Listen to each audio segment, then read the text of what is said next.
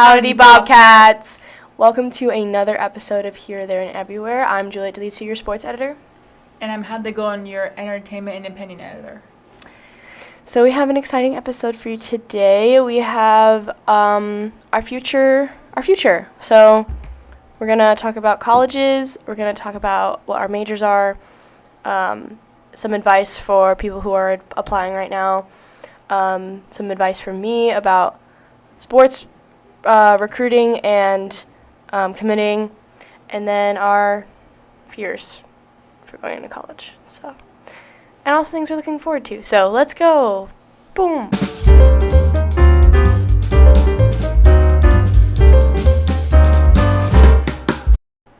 All right. So first up, we're going to talk about what colleges we have committed to.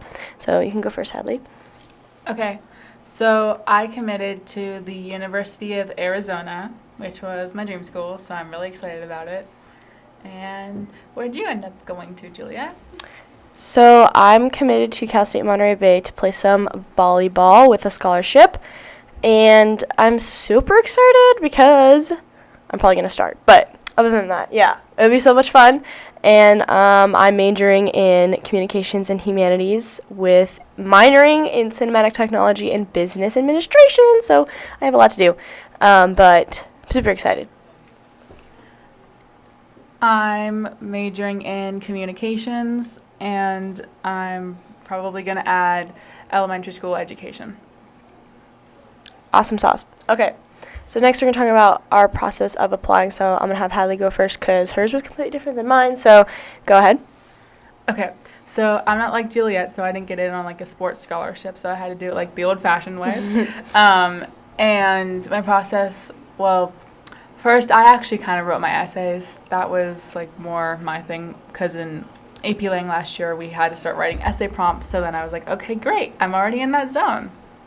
And then my college counselor helped me like go through the application, like the Common App, and fill it out and like make my essays a lot better. And then,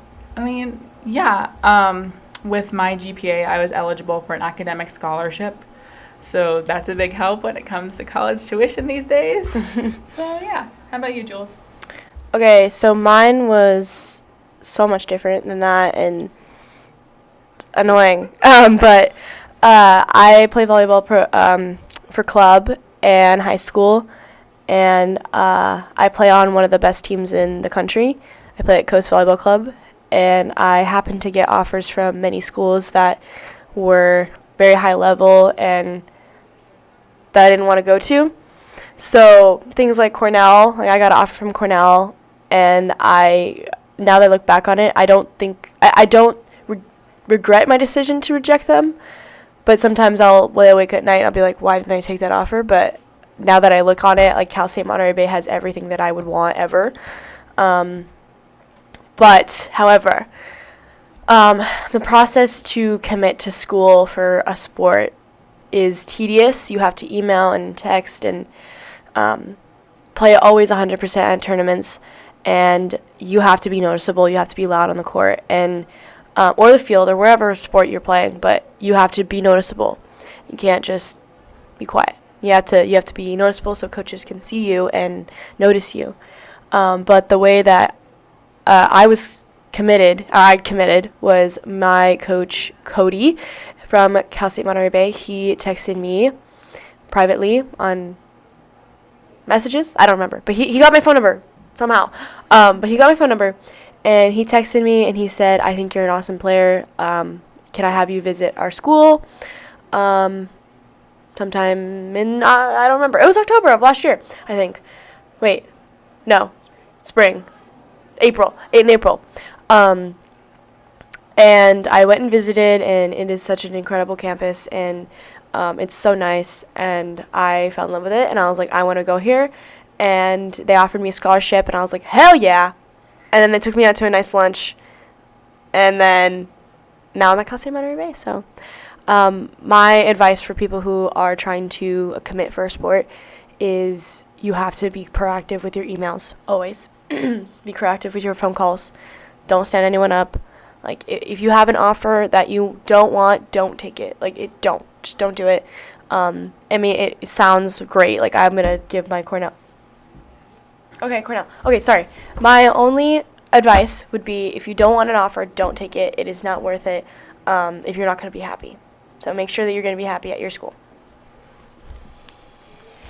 For me, deciding to go to University of Arizona, well, because I wasn't like an athlete, it wasn't like I had a bunch of schools coming after me necessarily. So I've always wanted to go to University of Arizona. My mom went, my grandma went, my aunt went, like half my family is basically from there. So I've always grown up in like a University of Arizona household. No one like ever pressured me into it, but I've just like always loved the school. That's just been my thing.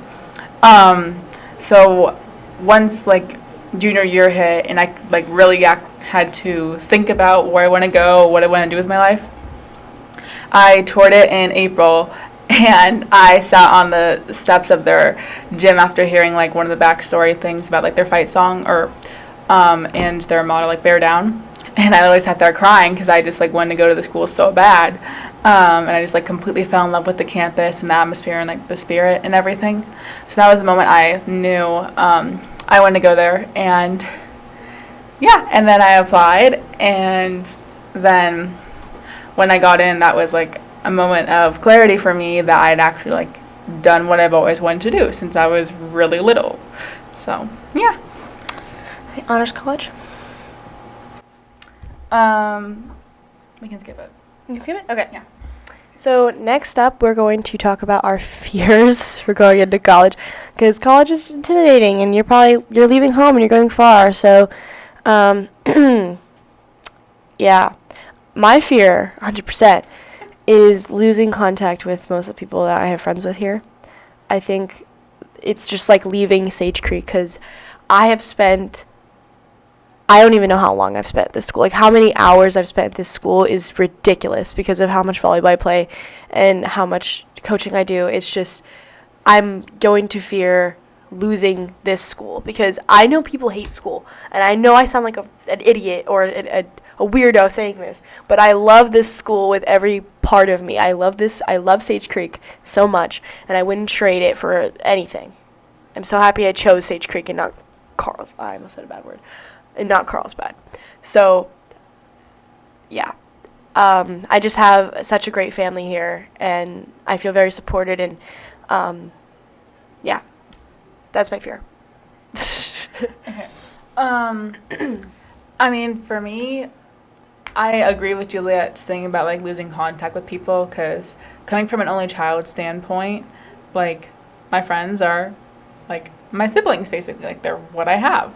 So, but I mean, I've heard a lot that your real friends are the ones who will like make sure you keep in touch, whether that's like once a week or once a month, you know, like that's, so that kind of helps. But I think a bigger fear for me is just like maintaining good grades while also living my life, because, you know, I don't want to be living my life too much and like in a sorority or whatever, and then my grades slip a bit.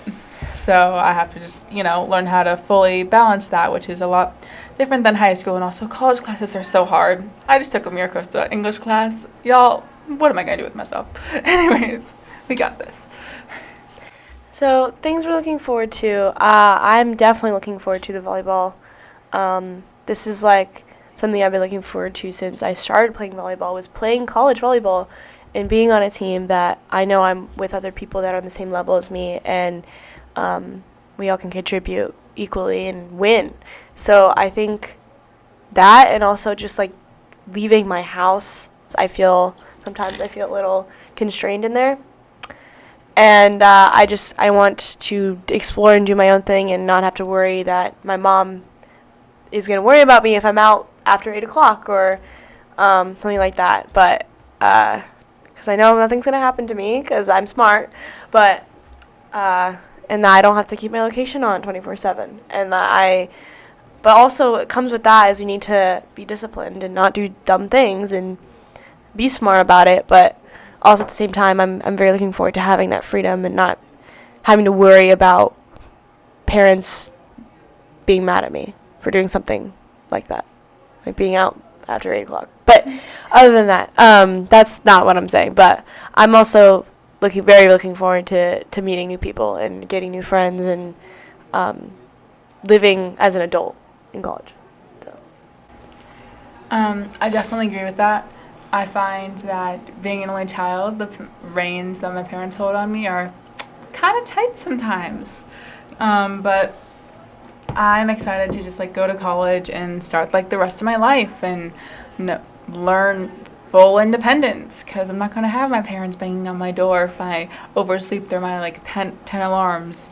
You know, I've got to make sure, okay, I've got my homework done, I do this, I do that, and I'm excited for that, honestly. Like, I'm excited to learn how to like trust myself to do different things on my own without someone like pace setting for me and constantly reminding me, hey, do your homework, do this.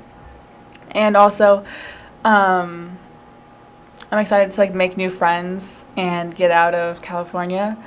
And yeah. Yeah. All right, I think that's it. Thank you guys so much for listening. This has been Julie Delicio, your sports editor. And Heather Golden, your entertainment and opinion editor. Reporting for The Sage.